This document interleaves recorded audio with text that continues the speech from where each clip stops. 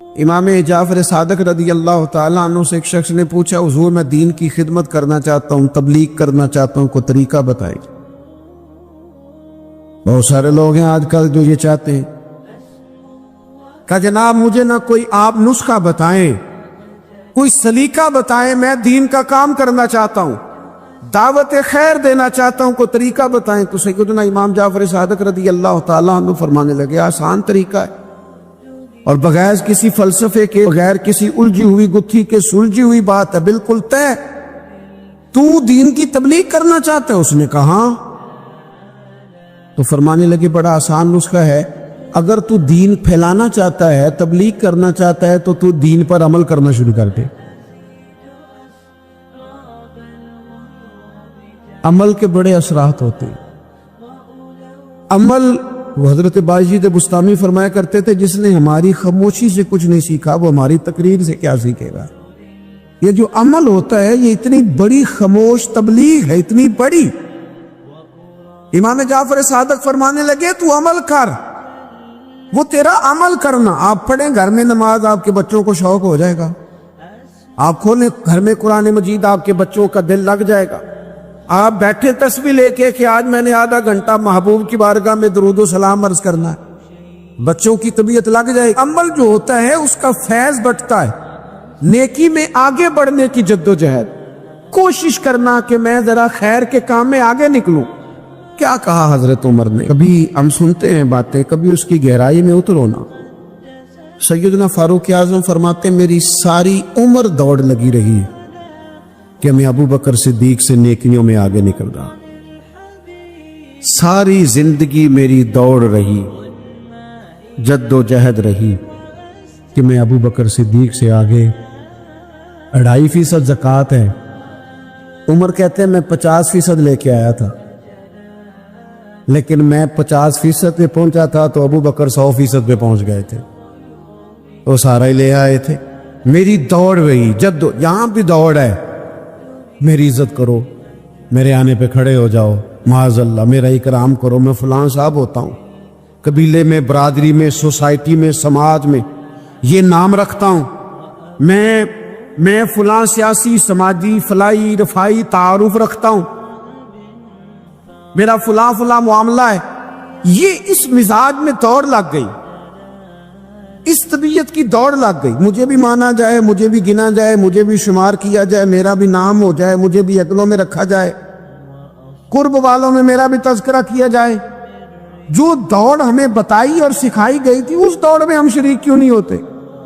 اس میں آگے کیوں نہیں نکلتے؟ وہ جو ہمیں فرمایا گیا تھا کہ تمہیں پتہ چل جائے پہلی صف کا ثواب کتنا ہے تو تم قرآن اندازی کرو۔ تو یہ قرآن اندازی کس دن ہونی ہے؟ یہ والی قرآن اندازی کس دن ہونی؟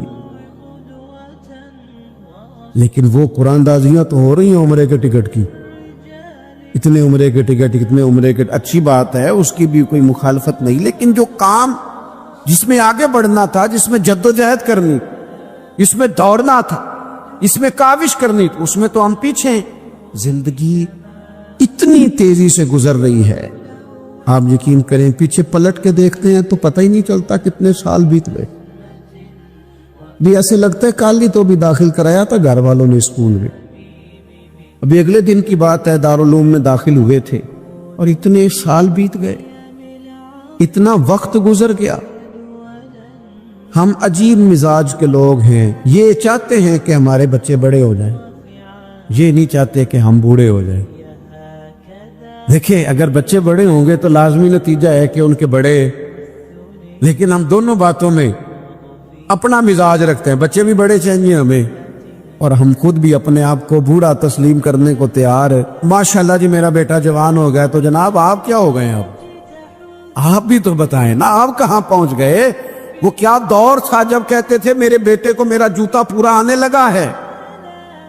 جیسے جیسے بچے بڑے ہوتے تھے والدین کے لہجے میں ٹھہراؤ آتا تھا، ان کی 5 نمازوں کے ساتھ تہجد بھی شروع ہوتی تھی، اشراق اور چاشت بھی شروع ہوتی تھی۔ وہ چاہتے تھے کہ ہمارے بچے ہمیں زیادہ سے زیادہ خیر کرتا دیکھیں، وہ اپنے لفظوں پر، جملوں پر، زبانوں پر، انداز پر کنٹرول کرتے۔ میاں بیوی ایک دوسرے سے کہتے تھے اب لڑنا نہیں ہے، بچے اثر قبول کرتے ہیں، بڑے ہو گئے، اب ہمیں ماحول اور طرح کا بنانا ہے۔ کب آگے نکلیں گے نیکیوں میں؟ کب ہم جد و جہد کریں گے؟ کب ہم یہ والا کام کریں گے کہ نہیں اب مجھے سنور جانا چاہیے، نہیں اب میرے اندر مثبت تبدیلی آنی چاہیے، نہیں اب مزاج میں حلم، بردباری، وقار، وفاداری، یہ چیزیں مجھے پیدا کرنی چاہیے؟ کب بچپنا ختم ہوگا؟ وہ کسی درویش نے کہا تھا نا کہ میں نے 22 سال کے بوڑھے دیکھے اور میں نے 65 سال کے بچے دیکھے۔ کہا جناب کیا معنی؟ کہنے لگے معنی یہ ہے کہ بزرگی سمجھ کے ساتھ ہوتی ہے، عمر کے ساتھ تھوڑی ہوتی ہے۔ وہ تو سمجھ کے ساتھ ہے، جس دور میں سمجھ آ گئی، شعور آ گیا، سمجھ گئے بات کو۔ ورنہ بعض لوگ معذرت کے ساتھ بعض لوگ ساری زندگی سمجھدار ہونے کو تیار ہی نہیں ہیں۔ وہ کچھ ایسی باتیں کرتے ہیں جو ان کے منصب سے میچ ہی نہیں کرتی، ان کے سٹیٹس کے ساتھ وہ اٹیچ نہیں ہوتی۔ بھئی یہ بات آپ کو نہیں کرنی چاہیے تھی، آپ کا معیار یہ نہیں تھا، معیار بلند ہے آپ کا، آپ اپنے سٹیٹس کے حساب سے بات کریں گے۔ تو میرے عزیز آگے بڑھا جائے۔ اب تو کئی ہمارے کلاس فیلو چلے گئے، کئی ساتھ رہنے والے چلے گئے، کئیوں کو ہم دیکھتے ہیں وہ کہتے ہیں یار مہینوں ہو گئے چارپائی پہ پڑے، ملاقاتیں ادھوری رہ گئی ہیں، کئی باتیں ضروری رہ گئی ہیں، کئی لوگ رخصت ہو گئے، تو کیا ہم کب کس وقت ہم عبرت پکڑیں؟ بس چپ کر کے جنازہ پڑھ کے آ گئے تو صرف اسی کا ہونا تھا، قبر پہ فاتح پڑھ کے آ گئے تو صرف اسی کو دفن ہونا تھا، کسی کی کل خانی میں چیلوں میں شرکت کر کے آگے کسی کی ہونی تھی، میری ہونی نہیں ہے۔ اپنے اعمال میں پختگی لائی جائے، آگے بڑھا جائے۔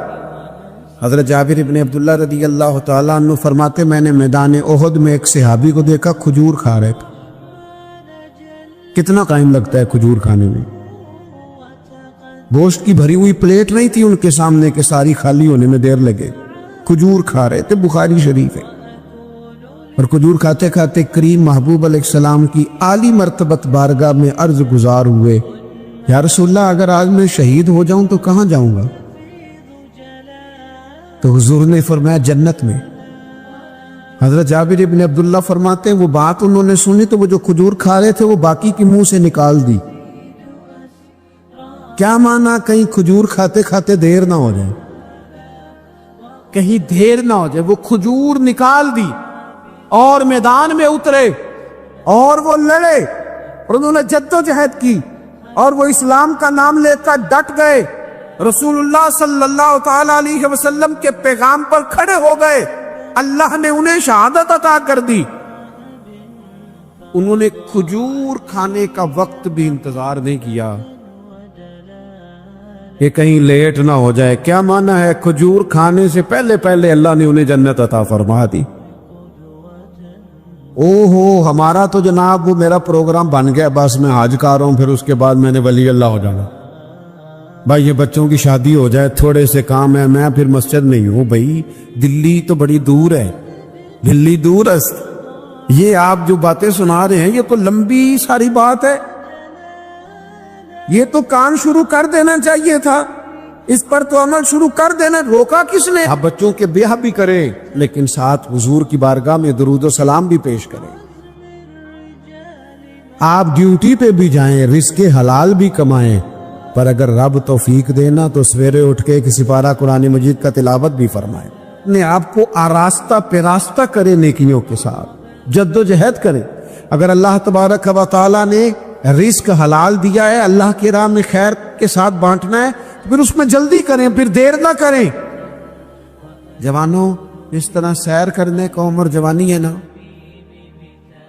کھانے پینے کا عمر جوانی ہے، اور کہیں آنے جانے کا ٹائم جوانی ہے۔ میں سچ بتاتا ہوں، عبادت کرنے کا ٹائم بھی جوانی ہے، دین کی نوکری کرنے کا وقت بھی جوانی ہے، ذکر کرنے کا ٹائم بھی جوانی کا ہے، درود و سلام عرض کرنے کا ٹائم بھی، کعبۃ اللہ کے پھیرے کا مزہ بھی جوانی میں، اور حضور کی محبت میں رونے کا مزہ بھی جوانی میں، ان کا نام لے لے کے جینے کا مزہ بھی جوانی میں، ان کے تذکروں کا مزہ بھی جوانی میں۔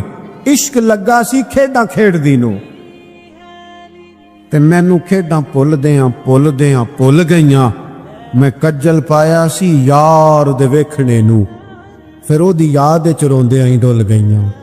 حیدر شاہ اس گلی کدے نہ رول دی، پر ہن تے رول دی میں رول گئیاں۔ یہ مذہبی جوانی دیر نہ کرے، وقت ضائع نہ کرے، ادھر ادھر نہ گزارے۔ او جناب او دوست و نوجوان و بیٹے آپ یہاں کیوں کھڑے ہیں؟ کہتے ہیں میں ٹائم پاس کر رہا ہوں۔ اور میں نے کہا وہ ٹائم کدھر سے آیا جو پاس کرنا پڑا؟ ایک دوست مجھے کہنے لگے میں بور ہوتا ہوں۔ میں نے کہا یار اس کے لیے بھی تو ٹائم چاہیے نا، ہمارے پاس تو بور ہونے کا بھی ٹائم کوئی نہیں۔ اللہ ہمیں معاف کرے، وہ کدھر سے لائیں؟ اس کے لیے بھی تو ٹائم چاہیے۔ لیکن ہم چونکہ فارغ بڑے ہیں اور کوئی کچھ کام نہیں کرتے، کچھ توجہ نہیں کرتے، کچھ انہماک نہیں ہے، کچھ ذوق نہیں ہے، اور جو کام نہیں کرنے والے وہ مجھ سے پوچھتے، ایک صاحب کہنے لگے آپ کا سٹیٹس کس پیج پہ ہوتا ہے؟ میں نے کہا مجھے لگانا ہی نہیں آتا۔ ٹھیک ہے نا، ٹائم نکالنا پڑتا ہے نا سیکھنے سکھانے کو بھی۔ تو میری رائے یہ ہے جتنی دیر یہ کام کرنا ہے اتنی دیر حضور کی سیرت کا کوئی باب کیوں نہ پڑھے، اتنی دیر خیر کے کسی کام میں جد و جہد کیوں نہ کرے۔ لیکن پتہ نہیں کہاں الجھ گئے لوگ، وہ کہاں علم کے ذائقے، وہ کہاں محبت کی باتیں، وہ کہاں لوگوں کا خیر تقسیم کرنا۔ تو ہم نے کرنا یہ ہے آج کی اس نشست میں جو ہم نے سیکھا کہ ہم نے جلدی سے خیر جمع کر، اب ہم نے کوشش کرنی ہے کہ زیادہ سے زیادہ نیکیاں شام کو ہمارے دامن میں ہوں۔ جس طرح لوگ رات کو سونے سے پہلے نوٹ نہیں گنتے، پورے کرتے آج بچت کیا ہوئی، آج خرچ کیا ہوا، آج آمدن کتنی ہوئی، کل میری آمدن کتنی ہے، اس میں میری بچت کتنی ہے۔ اس طرح رات کو خیر جمع کر کے سونا ہے، کچھ نہ کچھ نیکیاں جمع۔ صحابہ فرماتے ہیں ہم نے نا عصر کی نماز پڑھی نبی پاک علیہ السلام کے ساتھ، تو پہلا موقع ہم نے دیکھا کہ نماز مکمل کر کے نا سلام پھیر کے تو محبوب تیزی سے اٹھے اور جلدی سے گھر تشریف لے گئے۔ یہ انفرادی بات تھی ہمارے لیے، ہم نے ایسے کبھی دیکھا نہیں تھا۔ اور تھوڑی ہی دیر کے بعد کریم واپس بھی تشریف لے آئے۔ ذہنوں میں سوال تھے کہ محبوب اتنی تیزی سے، اور کبھی روٹین میں ایسا ہوا نہیں، روز مرہ نہیں یہ معمول۔ جلدی سے سرکار تشریف لے گئے، تشریف لے بھی آئے، تو ذہنوں میں تجسس تھا، سوال تھا کہ ایسا کیوں ہوا۔ تو محبوب تو جانتے ہیں نا غلاموں کے ذہن کی سطح پر کیا ابھرتا ہے، وہ کیا پوچھنا چاہتے ہیں، ان کے نقوش پر کون سی چیزیں ہیں جن کو پڑھا جائے اور ان کے جواب دیے۔ حضور تو جانتے ہیں نا۔ تو کریم محبوب فرمانے لگے تم پوچھنا چاہتے ہو میں کہاں گیا تھا اور کیوں آیا ہوں؟ اتنی تیزی سے کہاں گیا؟ حضور فرمانے لگے میں گھر گیا تھا، کاشانہ اقدس میں گیا تھا، کچھ سونا آیا تھا مال غنیمت کا، میں نے سارا بانٹ دیا تو ایک ٹکڑا سونے کا باقی بچ گیا تھا۔ نماز پڑھی تو مجھے خیال آیا وہ تو ابھی بھی میرے گھر میں پڑا۔ تو حضور فرماتے میں جلدی سے گیا ہوں، اسے بھی اللہ کے راستے میں خیرات کر کے آیا۔ یہ جلدی سے نیکی کر دی ہے کہیں یہ کام رہ نہ جائے۔ اور ایک روایت میں یوں بھی ہے کہ میں نہیں چاہتا تھا کہ میرے گھر میں پڑا رہے اور رات پوری گزر جائے، رات پوری گزر جائے، لہذا میں نے چاہا کہ اسے جلدی سے اس نیکی کو کر دیا جائے، جس کے کہاں پہنچنا ہے اس کے ہاں۔ میں دوستوں سے کہا کرتا ہوں رمضان میں کسی کو راشن دینا ہے تو رمضان سے پہلے دے دو، رمضان کی نیت کر کے۔ انشاءاللہ آپ کو یہی بتائیں گے مفتیان کرام کہ رمضان سے پہلے بھی رمضان کی نیت کر کے دیا جائے تو اللہ تعالیٰ اتنا ہی اجر عطا فرمائے۔ ہم نا جی وہ انتظار ہو رہا ہے فلانا کا، وہ جی میں نے کر لیا تھا، لے لیا تھا، ٹائم نہیں مل رہا مجھے دینے جانے کا۔ اس کی کیا وجہ ہے جی؟ اس کی کیا وجہ ہے؟ آپ نے کام کرنا ہے تو پھر اسے کریں، پھر دیر کس بات کی؟ جو شروع کرنا ہے اسے شروع کریں۔ جس کا ارادہ ہے نا میں نے مسجد میں جھاڑو دینا کرنا ہے وہ کرے شروع، جس کا ارادہ ہے نا اذان میں نے پڑھنی کرنی ہے تو کرے نا شروع، جس کا خیال ہے میں نے قرآن سیکھنا ہے تو کر دے شروع، کسی کا انتظار نہ کرے۔ جس کا خیال ہے اب میں نے دین کو سیکھنا ہے شروع کر دے، اور جس کا دل ہے نا محبوب کی سیرت کو پڑھنی ہے وہ دیر نہ کرے، وہ حضور کے تذکرے شروع کرے، وہ تذکرہ پڑھتا جائے گا، رب اس کی روح کو توانائی عطا فرمائے گا۔ جو نیکی جو خیر ہمارے دائرہ کار میں ہے، دائرہ اختیار میں ہے، ہماری پہنچ، اسے کیوں چھوڑا جائے؟ نبی پاک علیہ الصلوۃ والسلام نے فرمایا نیکی کو کبھی حقیر نہ سمجھو، کچھ نہ ہو سکے تو مسلمان بھائی سے مسکرا کے ملاقات کر لینا، اللہ صدقے کا ثواب عطا کر دے گا۔ آپ نے کافی ساری ماشاءاللہ سبحان اللہ کہی ہے، پر یہ مسکرا کے ملنا آج کل مشکل ہو گیا یہ کام بھی، کیونکہ یہ دور ہے ناراض لوگوں کا دور، اس میں ہر کوئی کسی نہ کسی سے ناراض ہے، تو مل تو لیتے ہیں، مسکرا کے نہیں ملتے۔ ملاقاتیں تو ہو جاتی ہیں، لوگ تو ہر روز ایک دوسرے سے ملتے ہیں، پر یہ دل کم ہی کسی سے ملتے ہیں۔ ملتے ہیں لوگ پر ملتے، زندگی میں وہ عجیب لمحہ تھا، وہ میرے ساتھ تھا پر میں تنہا تھا۔ لوگ ملتے ہیں پر ملنے کو تیار۔ حضور نے فرمایا نیکی کو حقیر نہ سمجھو، کچھ نہ ہو سکے تو ذرا مسکرا کے مل لینا۔ کیا معنی ہے کسی سے ملنا؟ تو راضی ہو کے ملنا۔ یہ جو مزاجوں میں گھٹن ہے تبھی اور بلا وجہ کی ہے، بعض جگہوں پہ کوئی اس کا کوئی شرعی پس منظر نہیں، کچھ نہیں، بلا وجہ۔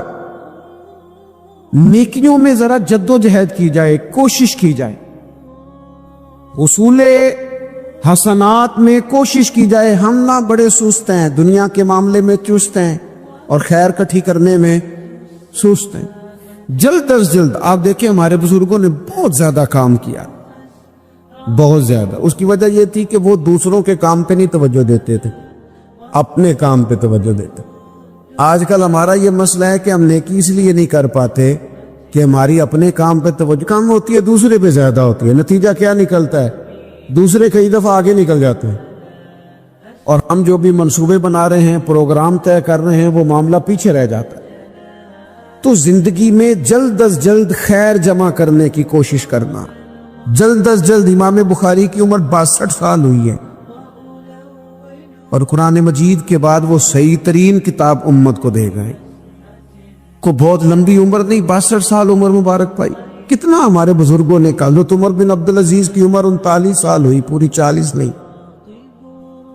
کتنی خیر بانٹی انہوں نے زمانے میں۔ کام نہیں کرتے، پروگرام نہیں بناتے، ہم خیر نہیں جمع کرتے۔ خیر جمع کرنے کا وقت تو ہے، فٹافٹ کر لی جائے۔ پھر تو اس طرح کا ٹائم آ جاتا ہے کہ انسان زیادہ نماز پڑھنا چاہتا ہے، نفل پڑھنا چاہتا ہے، اس کا وجود ساتھ نہیں دیتا۔ اس طرح کے اوقات آ جاتے ہیں کہ وہ کچھ خیر کرنا چاہتا ہے، پھر اس کے پاس موقع نہیں رہتا۔ وہ لکھنا، پڑھنا، پڑھانا، سمجھانا چاہتا ہے، پھر قواعد اتنے مضبوط نہیں رہتے۔ جد و جہد کی جائے، کوشش کی جائے، جلد از جلد۔ اللہ کے پیارے رسول صلی اللہ تعالی علیہ وسلم نے فرمایا، صحیح بخاری میں حدیث موجود ہے، حضور فرمانے لگے جلد از جلد نیکیاں کر لو اس وقت سے پہلے کہ فتنے رات کے ٹکڑوں کی طرح تمہارے اوپر گریں گے۔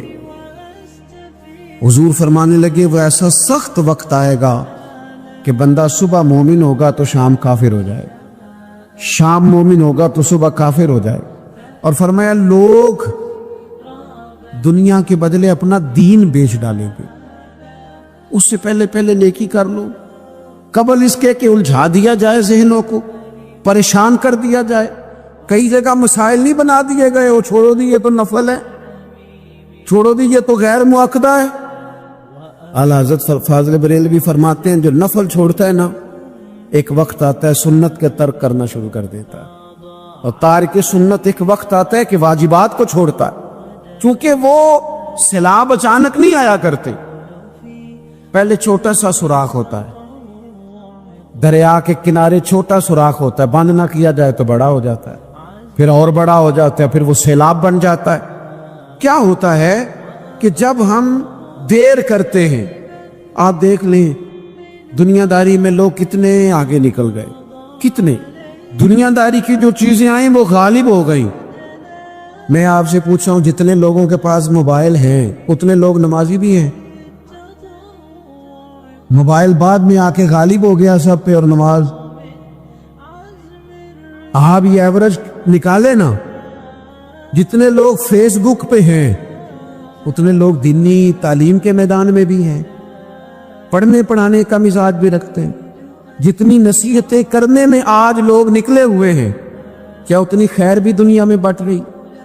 جتنی جدید ٹیکنالوجی آ گئی سب ہم نے حاصل کر لی، بری بات نہیں، ٹھیک ہے، اچھی بات، لیکن سوال یہ ہے کہ وہ باتیں جو سالوں سے ہو رہی ہیں اور جو ہمارے دین کے فرائض میں شامل ہے ان پر عمل کب ہوگا؟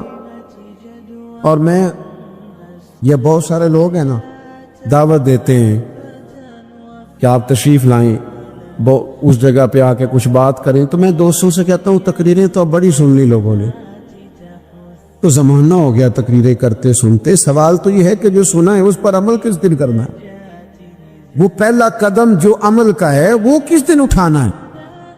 یہ کوئی گورکھ دھندا تو نہیں ہے نا کہ نشستن گفتن برخاستن۔ دیکھیں نا قرآن مجید کی آیات نازل ہوتی تھی، صحابہ دوڑ پڑتے تھے عمل کرنے کے لیے، لن تنالوا البر حتی تنفقوا مما تحبون، تم بھلائی کو نہیں پہنچو گے جب تک اپنی پیاری چیز خرچ نہ کرو۔